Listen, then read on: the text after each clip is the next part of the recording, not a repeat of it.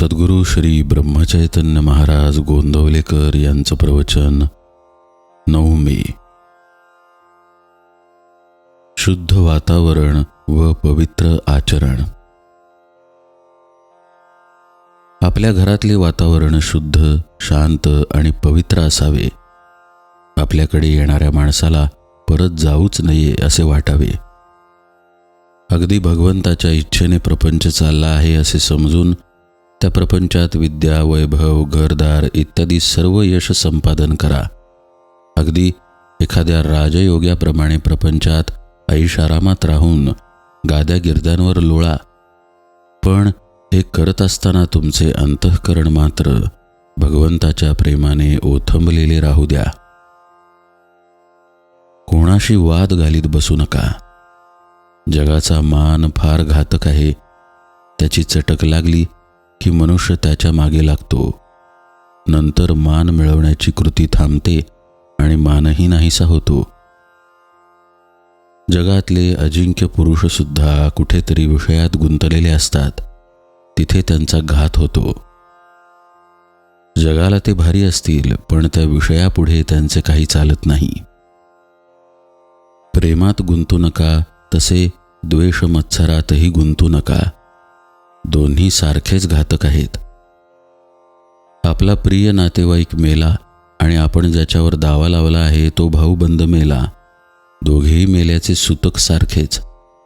त्याचप्रमाणे मनुष्य प्रेमाने गुंतला काय आणि द्वेषाने गुंतला काय, नुकसान सारखेच होते. भगवंताचा विसर हा कोणत्याही कारणाने झाला तरी बरा नाही. मग प्रपंचात सुखसोयी असल्याने तो होवो किंवा प्रपंचात दुःख झाल्यामुळे होवो. ढोंग, बुवाबाजी इत्यादीच्या भानगडीत तुम्ही पडू नका. अगदी काहीही न केले तरी चालेल, पण ढोंग मुळीच करू नका. आणि सर्वांनी माझ्यावर कृपा करा. अगदी अनुभवाने मी सांगतो की बुवा होण्याच्या फंदात तुम्ही पडू नका. आपले कर्तव्य भगवंताच्या स्मरणात करून त्याचे अनुसंधान अखंड टिकू द्या. आमची अशी वृत्ती बनण्यासाठी संतांच्या संगतीची आपल्याला जरुरी आहे. आपण सर्वजण सत्संगतीमध्ये आहोत असे म्हणतो, मग आमची वृत्ती का न सुधारावी? तर संतांना ज्याची आवड आहे ते आम्ही धरले नाही, म्हणून आमची वृत्ती सुधारत नाही. श्रीकृष्णाने उद्धवाला ज्ञान देऊन त्याला गोपींकडे पाठवले. भगवंताच्या नामामध्ये त्या रंगून गेल्या होत्या.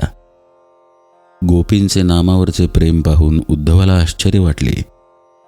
नामामध्ये त्यांना भगवंत दिसत असे.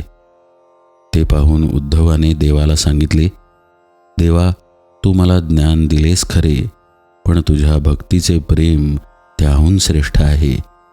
ते तू मला दे. खरोखर त्या नामाचे महात्म्य देवाच्या वर्णनापेक्षाही कठीण आहे. तुम्ही सर्वजण इथे आला आहात. इथून रामाजवळून काही मागून न्यायचेच असेल तर त्या नामाचे प्रेम तुम्ही सर्वांनी मागा. सर्वांनी नामस्मरण करा आणि आनंदात राहा.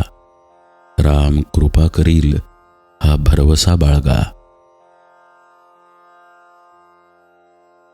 आपल्या जीवनात सहजता हवी. सहजतेमध्ये समाधान आहे.